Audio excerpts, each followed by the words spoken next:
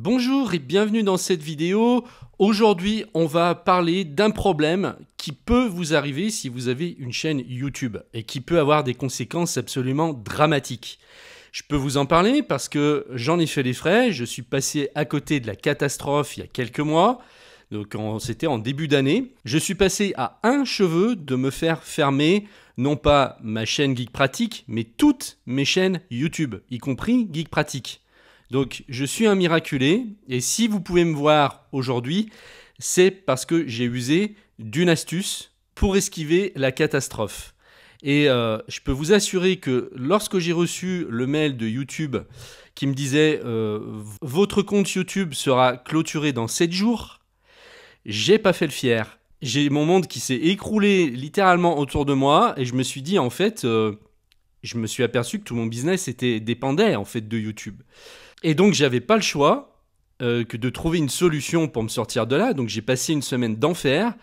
Et je suis vraiment passé, mais à un cheveu, pas deux, hein, un cheveu, de me faire tout clôturer, toutes les chaînes que j'avais sur mon compte Google. Bon, ça, c'est un compte Google que j'utilise juste pour faire les formations. Mais en gros, vous avez, quand vous cliquez sur changer de compte, vous avez la possibilité d'avoir plusieurs chaînes. Toutes ces chaînes sont reliées à un seul compte YouTube, à un compte Google. Et donc si vous avez un problème, bon, imaginons qu'il y ait des plaintes d'un autre YouTuber parce qu'il estime que vous avez pris des photos, des images, ou même que vous n'avez pas respecté certains règlements de la plateforme, vous allez vous prendre ce qu'on appelle un strike, un avertissement. Cet avertissement dure pendant 90 jours. Vous pouvez contester, mais il faut vraiment avoir la matière pour contester. Il y a des fois, c'est incontestable. Si vous avez fait vraiment une erreur sans le vouloir, ça peut arriver. Vous allez avoir un strike. Vous ne pourrez pas contester. Même si vous contestez, YouTube va rejeter votre appel. Et donc, vous n'avez plus qu'à attendre 90 jours pour que ce strike disparaisse. Vous pouvez aller jusqu'à 2 strikes sur 90 jours glissants.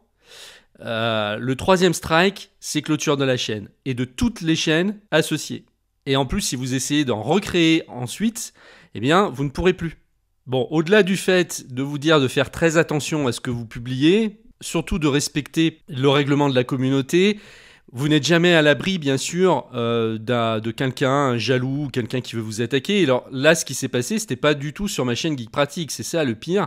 C'était sur ma chaîne Opération Succès, donc qui est là depuis très longtemps maintenant, plus de 10 ans. Bon, je l'utilise plus, hein, je l'ai laissé, mais je l'utilise plus. Et en fait, il y a une maison d'édition de livres qui s'est plaint que, soi-disant, j'avais violé un copyright. Or, c'était totalement faux. C'était en fait une maison d'édition absolument malhonnête, mais c'est pas la première à me faire le coup d'ailleurs. Ils y vont au bluff. Hein. Donc, c'était des ouvrages qui étaient tombés dans le domaine public. Et donc, j'avais racheté la traduction à Christian Godefroy, qui est un éditeur connu il y a maintenant 15 ans en arrière. Et j'avais tout à fait le droit d'exploiter cette traduction en français qui avait été faite par Christian Godefroy sur, en plus, quelque chose qui est du domaine public. Et pour vous dire, c'était Napoleon Hill. Donc voilà.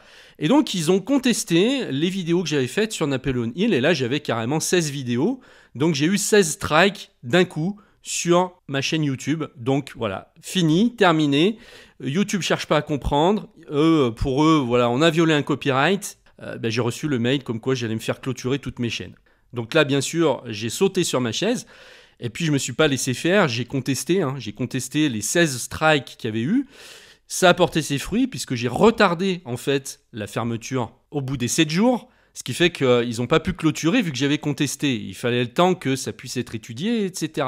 Alors, comme vous le voyez, j'ai bien récupéré ma chaîne, mais au bout de 1 mois et demi, 2 mois pratiquement. Et le problème, c'est qu'entre-temps, ils ont quand même clôturé ma chaîne, même s'ils me l'ont remise après, puisque j'étais dans mes droits, et donc ils ont rétabli toutes mes vidéos. Et je me suis fait clôturer la chaîne Opération Succès.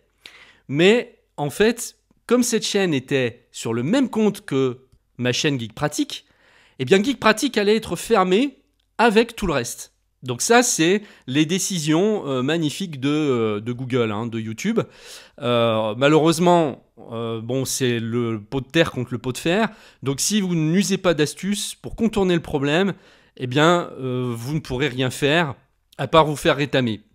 Donc, dans la formation sur YouTube que j'ai réalisée, je vous explique, il y a une vidéo pour ça qui vous explique comment faire pour éviter ce problème. Et grâce à ça, je me suis fait fermer ma chaîne Opération Succès pendant 2 mois, mais uniquement cette chaîne et pas Geek Pratique. Ça m'a sauvé la vie. Voilà pour la petite histoire. Donc, si vous avez une chaîne YouTube, il y a une manipulation à faire pour vous protéger tout de suite avant d'avoir un problème. J'espère bien sûr que vous n'en aurez jamais. Mais par mesure de sécurité, il faut préparer le terrain. Et donc, il y a une manipulation à faire pour que vous soyez tranquille, que si un jour vous avez un problème sur une de vos chaînes, vous vous dites « Ok, c'est pas grave, j'ai l'astuce, je vais faire ce truc-là et je vais m'éviter une catastrophe. » Donc, la formation sur YouTube est disponible dès maintenant. Vous pouvez l'acquérir en cliquant sur le lien qui se trouve juste en dessous de la vidéo. Je vous retrouve tout de suite de l'autre côté.